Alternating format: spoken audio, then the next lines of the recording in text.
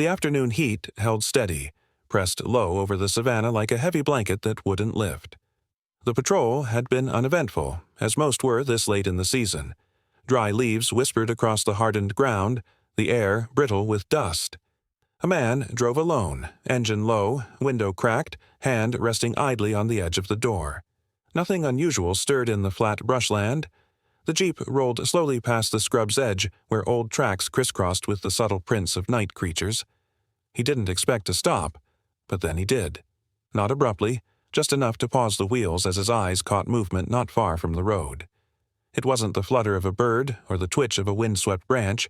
It was lower, slower, uneven, a dragging motion just beyond the sun-glared hood of the jeep, a shape in the dust, rising and falling with halting rhythm.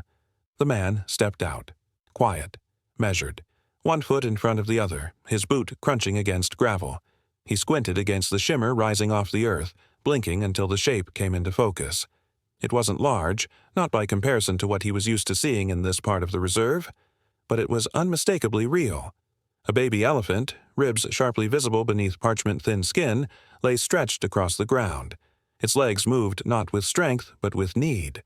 The front limbs scraped forward weakly, one after the other, while the back ones dragged limply behind. A soft line of disturbed dust trailed in its wake, marking where it had come from. He crouched slowly, lowering himself to the elephant's eye level. The animal did not flinch. It didn't trumpet or flee. It didn't even lift its head. Just crawled forward with the same slow insistence, aiming not toward the man, but toward the front wheel of the jeep, the warm metal that had been soaking under the sun all day. The calf's movements were nearly silent. No calls, no cries, only the gentle rasp of skin against soil and the trembling breath of a body that had been moving too long, too far, with too little to give. Flies circled its ears, ignored. Its trunk curled and uncurled without direction, bumping against small stones, twitching faintly. The man reached for his radio. Not urgently, calmly. His voice didn't rise above the rustle of grass. "Found something. Young calf, alone, can't stand." He didn't add more. He didn't need to. The team would understand. Minutes passed like water dripping from a cracked tap, steady, slow, heavy with waiting.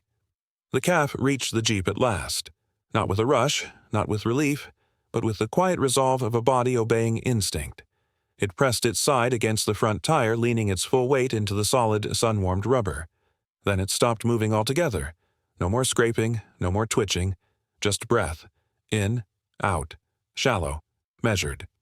The man watched it closely. Its eyes blinked, but not often.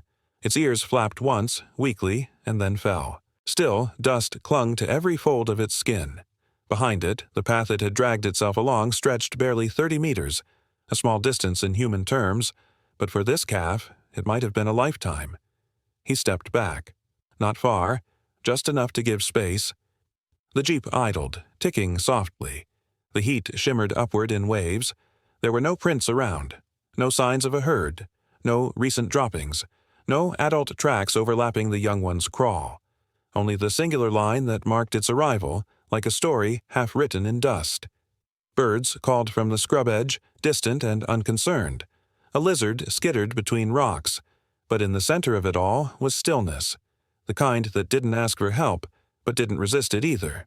When the team arrived nearly 30 minutes later, the man didn't wave them over. He just nodded once and pointed. They gathered slowly. 2 rangers, a wildlife vet, and a tracker who had been nearby. They didn't speak at first, just stood around the calf, boots sinking slightly in the dry soil, hands still, watching the rise and fall of its breath. The vet moved first, setting down a canvas bag and kneeling beside the animal. He opened the trunk gently, poured water into a shallow tin bowl, and nudged it toward the calf's reach. Nothing. No reaction. He lifted a soaked cloth, wrung it lightly, and began to dab moisture around the base of the ears, along the cracked skin of the back, and just under the edge of the eye. Still, the calf did not move, but it breathed, and that was enough. One ranger whispered, "Looks like he's been on his own a while." The tracker crouched and examined the ground behind the path. "No big prints," he said softly. "No sign of a herd. Just him." They didn't speculate. Not yet. The calf was too quiet, too close to the edge of exhaustion. He might have wandered from a birth site, might have been left behind during a drought migration, might have been orphaned in the night. Whatever the reason, he had crawled, and he had crawled toward the only thing warm and steady in a barren stretch of sunburnt dust, a Jeep's tire. They set up a shade tarp using poles from the supply kit. One corner tied gently to the Jeep's frame, the others staked into ground that resisted but eventually gave way.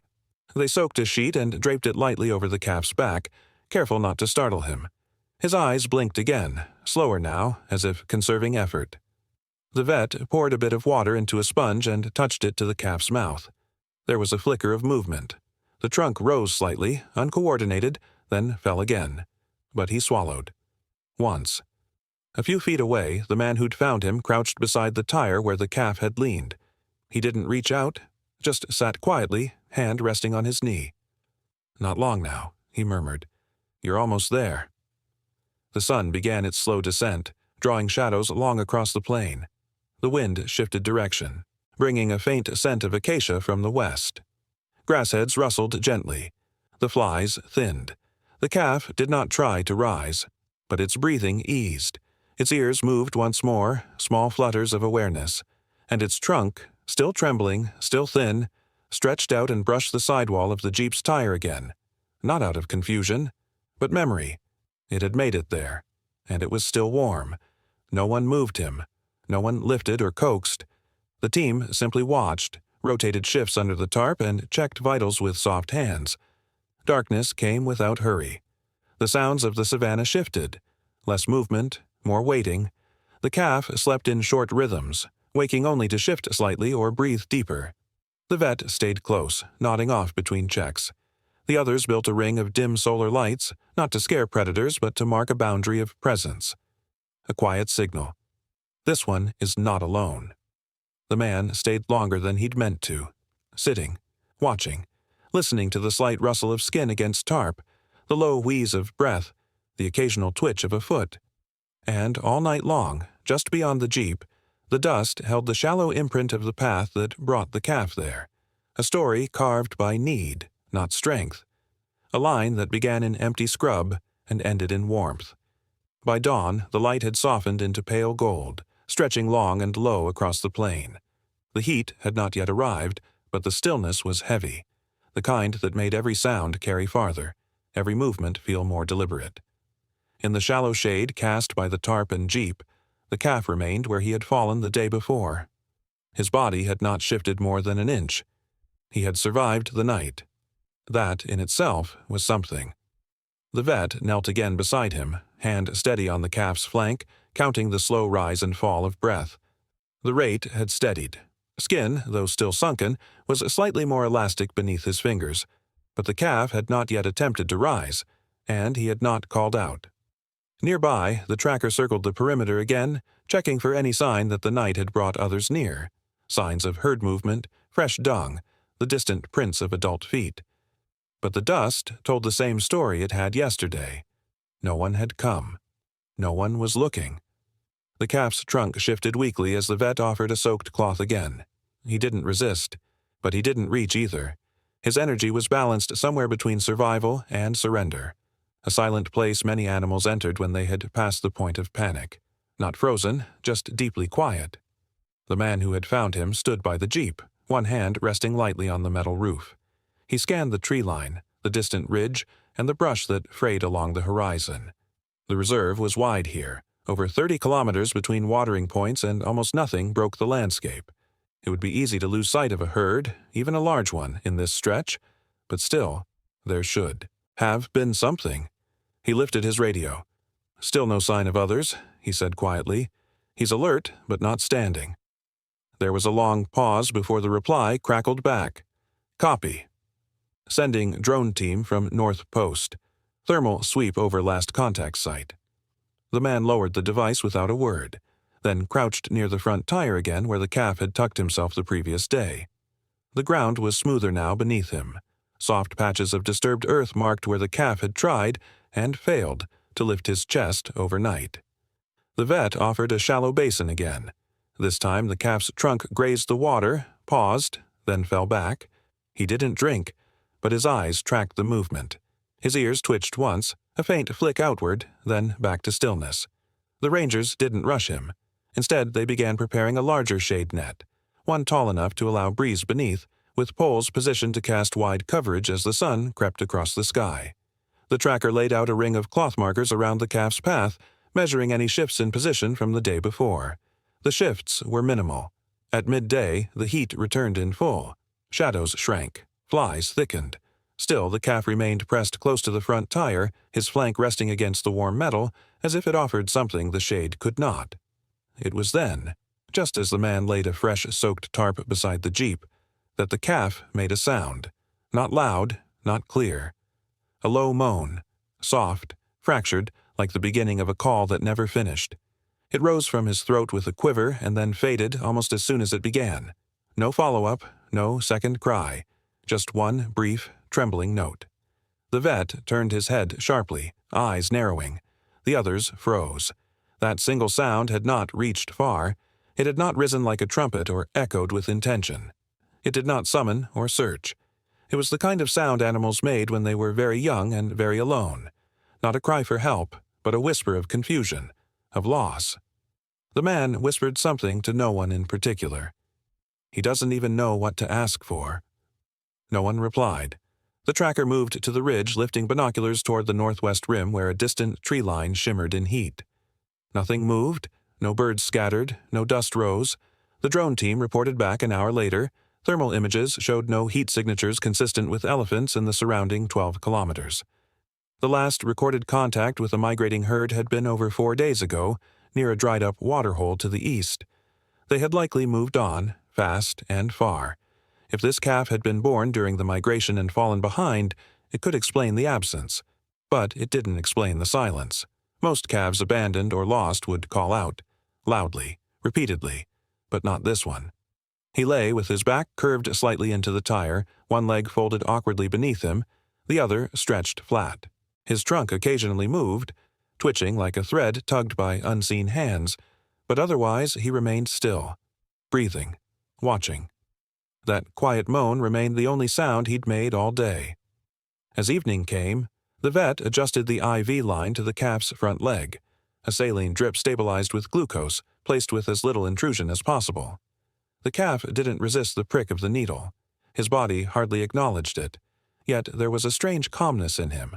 Not numbness, not shock, something quieter, something held in, as if he had given up calling, as if calling had never occurred to him in the first place. The man sat down again beside the tire, just close enough for their shadows to merge in the fading light. The earth beneath them pulsed with residual warmth. He watched the calf's eye, half-lidded and slow blinking. "You did what you could," he murmured, barely audible. "That's all." A breeze stirred the tarp above. The flies moved on. The colors of the plain began to deepen, ochres darkening to rust, browns softening to gray. Still, there was no sound. The rangers would continue observation through the night. A team was on standby to transport the calf if he failed to stand by morning, but they all knew. Moving him too early might be more dangerous than waiting. Even in weakness, elephants often needed their own rhythm, their own time to choose movement. So they waited. The drone hovered again just before nightfall, scanning the edges of the nearby scrubland. Still no movement. Still no shapes matching what they hoped to find. And the calf, alone in the silence, pressed once more against the Jeep's front tire, curling his trunk not upward, not outward, but simply around the edge of the rubber. It was not a gesture of comfort. It was just contact, a point of touch, something that stayed still when everything else had failed. As the sun fell low and the shadows deepened, the only sound across the plain was the whisper of tarp fabric in wind. No cries, no calls, just the hush of evening.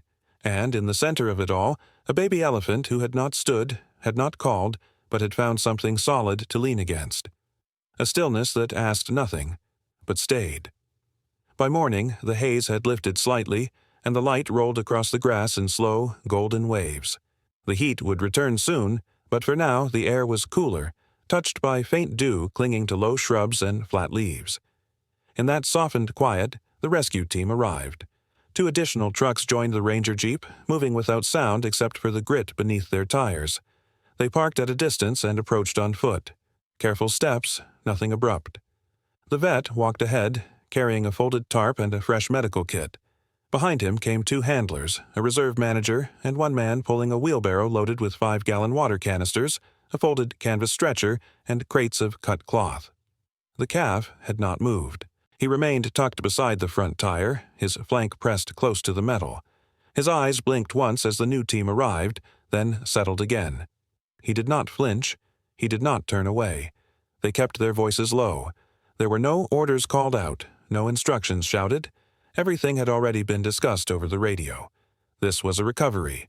Not a relocation, not yet. Their job was to create space, cool the body, stabilize the vitals, and wait. Movement would come later, if it came at all. The shade tarp went up first, double-layered, higher than before, suspended between fiberglass rods that could flex gently in the wind. The old one was removed slowly, without flutter or sound. Beneath it, the calf's skin had dried in patches overnight, leaving dusty ridges along his spine. One handler dipped a cloth in a shallow basin of cool water and began to press it gently along the neck, working in slow circles. There were no wounds, no bruises, no blood, just exhaustion, deep and absolute, the kind that seeped into bone, the kind that could not be rushed. The vet crouched and inserted a fresh hydration needle into the front leg, securing it with soft gauze and a looped strap. He added a packet of powdered electrolytes into the drip, a mixture balanced for calves in severe heat trauma. The line pulsed slowly, timed to avoid overwhelming the weak heart. After a few minutes, the calf's trunk shifted slightly, not toward the vet, not toward the water, but toward the cloth that had just touched his side. He reached once, loosely, then let the tip fall again. But the movement had returned. Small, instinctive. That mattered. The reserve manager stood back and scanned the distance. They had rechecked the drone footage that morning. Still no sign of a herd.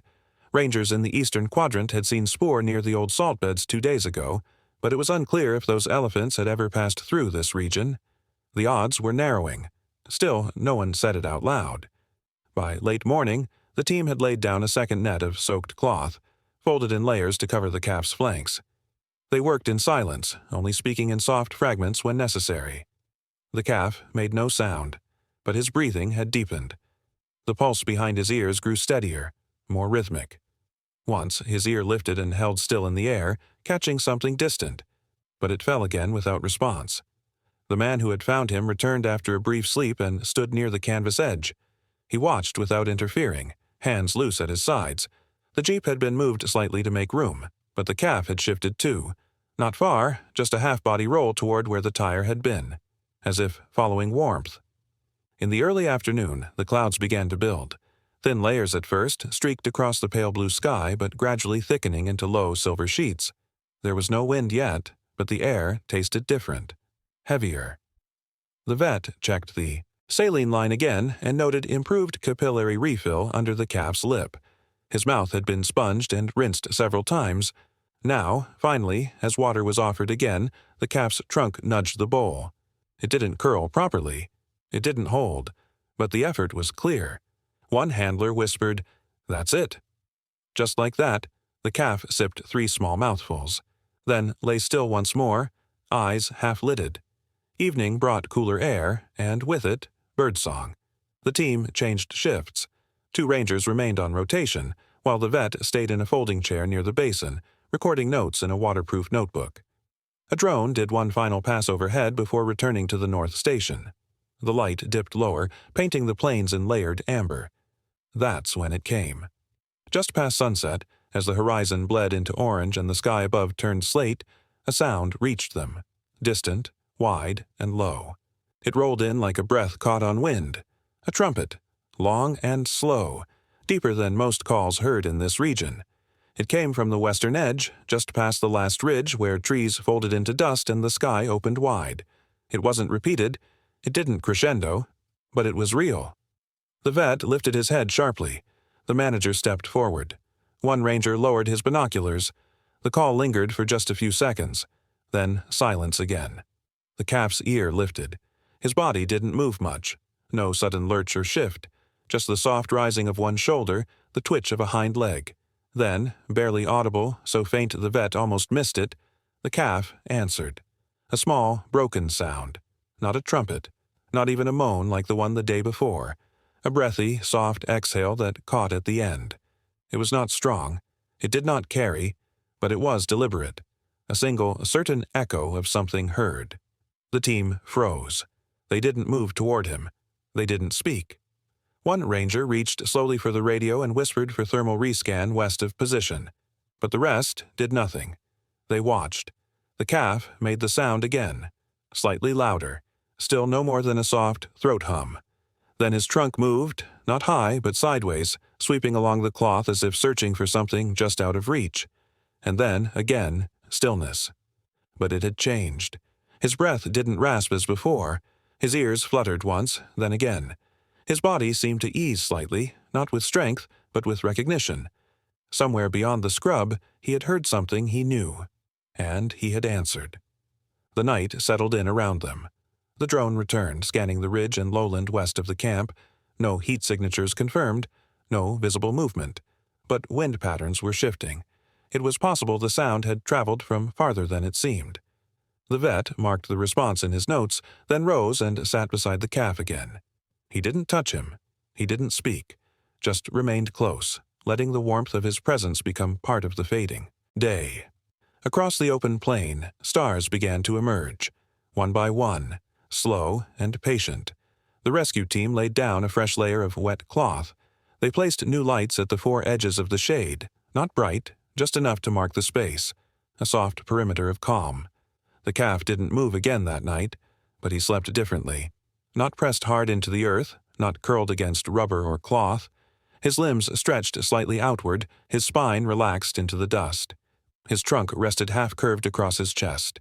He had heard something, and he had remembered. Not a full return to strength, not a reunion, but the first sign of memory, and the first sound that wasn't silence. Before the first birds began to call, the air had already shifted.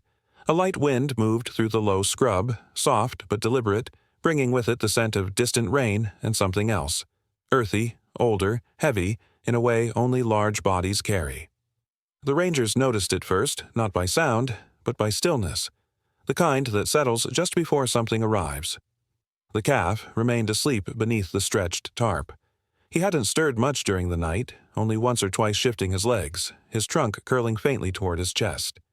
The team had taken turns watching from a respectful distance, careful not to interrupt the rhythm of quiet recovery. Each ranger knew the importance of silence now. It was just past 4 when the tracker, who had returned from a sweep along the western trail, stopped mid-step. He lowered his binoculars, then simply pointed. At first, the shape was hard to separate from the brush. The half-light made edges uncertain. What could have been shadow was, in fact, movement.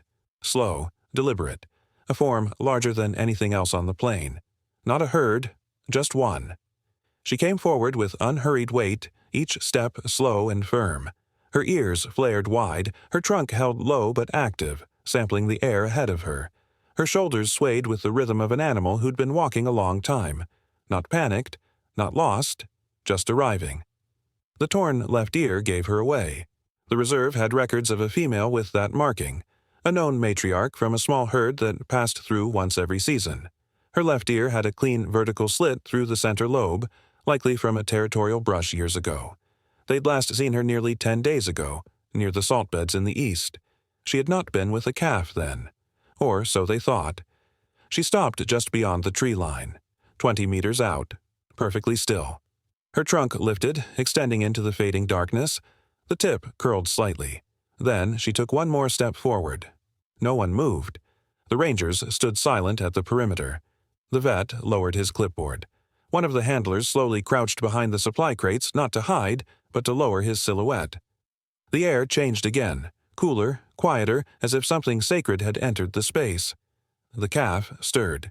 He didn't rise, but his trunk, once limp across the dirt, lifted and hovered in the air, slowly, without sound, toward nothing in particular. And then he made a sound, not a trumpet, not even a cry, just a low, soft rumble. Thin and fragile, the voice of something long held back. A hum buried in his chest, rising like breath through cracked earth. The female stepped forward. Not quickly, not cautiously, just forward. She moved past the tarp's edge, past the corner of the supply crates, past the jeep's shadow. Her eyes didn't scan the humans. She didn't turn her head toward the lights. Her gaze never left the calf. The distance between them narrowed to 10 paces, then 5, then 1. She stopped just short of touching him. The calf's trunk lowered and curled toward her. Weak, trembling, but certain. She leaned in. Not all the way. Just enough to bring the end of her own trunk to rest gently against the top of his head. She exhaled. Not a trumpet, not a call, just a long, quiet breath. A soundless release. Her body stilled completely save for the slow sway of her ribs and the faint twitch in her torn ear. The rangers didn't speak. They didn't move. There were protocols in place for these moments, but no script. Nothing to guide what was best when a wild animal chose connection over distance. All they could do was bear witness. The calf reached again. His trunk grazed her leg now, brushing up the side of her knee. His eyes opened, just barely, then closed again. She stayed. Minutes passed. The sun began to thread light into the grass, low and angled, catching on dust. A pair of birds flitted through the sky and disappeared again. Still, the two remained locked in that quiet gravity, an elephant who had not called, and one who had come anyway. It was the vet who finally moved, only to adjust the hanging cloth that had begun to slip from the calf's back. He did it slowly, hands low, posture unthreatening. The female noticed, her ears flicked, but she didn't back away. She simply stayed beside the calf, her body half shielding his from the rising sun. No one knew how she'd found him. The drone scans had shown no movement the night before. No tracks led directly to the site, and yet here she was. The tracker later suggested that elephants sometimes don't follow the most visible path. They follow old ones. Roots imprinted long before, paths of scent and sound, of instinct. Maybe she had doubled back in the night. Maybe she had been searching longer than anyone knew. Or maybe the calf's soft answer the night before had been enough. She stayed through sunrise. She didn't feed. She didn't move beyond that small perimeter of space. When the wind picked up, she shifted her stance to block it. When the calf moved slightly, she mirrored the movement. Her stillness wasn't hesitation. It was presence. A ranger, watching from behind the jeep, whispered, "She was already coming."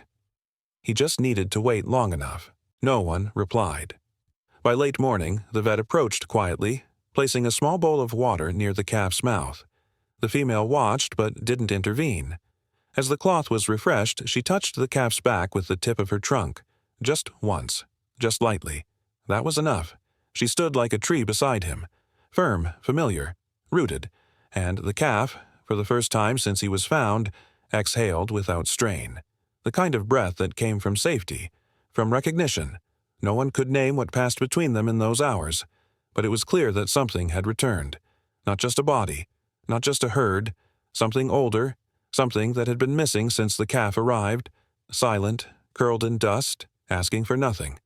Now, beside her, he didn't need to ask. He simply existed. And that was enough. By the time the sun rose high enough to dry the morning dew, the calf had begun to move more freely. Not with certainty, not yet, but with clear intent. His limbs shifted, his trunk reached farther, and when he blinked now, it was slower. Not from fatigue, but from thought. He had eaten a few softened mouthfuls of mashed banana and millet mash laced with electrolyte salts. It was enough. He had strength, though it flickered in and out like a small flame fighting wind. The female still stood beside him. She had not moved far since arriving the morning before. Her position adjusted only to shield him from the changing light, or to face into the wind as it picked up in quiet pulses. She had not vocalized again. She didn't need to. By midday, her presence had changed the feel of the place. It was no longer a rescue site, no longer a shelter. It had become something closer to a resting place, a shared pause between departure and return. No one discussed what came next. It was unfolding already. The calf tried to rise in the early afternoon. He didn't succeed. His front legs pushed, trembled, then folded again beneath him. His body slumped sideways, trunk collapsing into the dust. The vet didn't step in. He waited. The female turned her head slightly, watching, but didn't nudge. She simply exhaled, her breath passing warm across the calf's shoulder. The sound was low and grounding. Later, after resting again, the calf tried once more. This time, his front legs held. He teetered, shifting weight from one side to the other, his back legs dragging slightly in the dry earth. But he was upright. For the first time since he'd been found, his body stood against the pull of gravity. He didn't trumpet, he didn't call out, he simply leaned. His side met hers, the taller, stronger frame of the elephant who had come for him. She didn't brace or stiffen. She accepted the weight as if it were always meant to be there. His trunk curled softly along her leg. His ears lifted. He breathed, full and steady. No commands were given, no signal passed between ranger or vet. They all saw what was happening and moved as one. Quietly, they began to remove the canopy frame, untying ropes, folding tarp, packing crates. No one said it aloud, but the shape of the day had shifted. It was time. The female stepped forward first. Only one step, but it was enough. The calf hesitated, then followed, awkwardly, slowly. His gait was uneven, still weak, but it held. For each step she took, he mirrored one. He walked close, always touching, always leaning. Together, they crossed the boundary between cloth and dust. The man who had first found him remained crouched near the jeep, hands resting loosely on his knees. He watched as they moved past the front tire, the same place the calf had curled against in silence just days before. He reached out and touched the rubber. It was still warm. The vet passed by behind him, carrying the folded medical kit. He paused, glanced toward the retreating figures, then to the man. He remembered where the warmth was, the man said quietly. The vet nodded. And so did she. The calf stumbled once as they reached the edge of the camp. His legs bowed inward, knees buckling slightly in the dry soil, but she turned toward him and stopped, just long enough for him to adjust. Then she walked again, no coaxing, no hesitation, and he followed. Beyond the low ridge, the scrub opened into wide, golden brush. The sky above had paled to its afternoon clarity, washed of all cloud. Grass bent in the light breeze, brushing the elephant's legs as they passed through. They didn't look back. The rangers watched from the clearing until the two shapes were little more than silhouettes against the brush. The calf's staggered gait improved with each step, not smooth yet, but steadier. He moved like something returning to itself. When they disappeared behind the tall grass, one ranger adjusted his pack and began to sweep the site for gear. Another folded the last soaked cloth and placed it inside a canvas bag. There was no celebration, no cheer, just the quiet work of those who had seen what mattered and knew how rare it was. The tracker stood at the edge of the camp, eyes still scanning the brush long after the pair had vanished. He said nothing, but the line of his shoulders had softened. The vet lingered near the old resting place. He knelt once more and placed a hand to the earth, feeling the impression left behind. The shallow groove where the calf had lain was still visible. Dust there was finer, flattened, shaded slightly from where cloth had kept the sun off. He brushed his fingers through the soil, then stood. By sunset, only the wind remained. It moved softly across the empty camp, curling around the prints left by boots and broad feet. The jeep doors closed with soft clicks. The last crate was lifted into the truck bed. A ranger knelt one final time beside the tire and traced the faint mark left by the calf's curled body. Then he stood, stepped back, and let the wind erase it. Far in the distance, at the line, where brush met sky, two shapes moved slowly, steady against the burnished horizon. They didn't rush. They didn't pause. They simply walked forward, together, into the settling dust.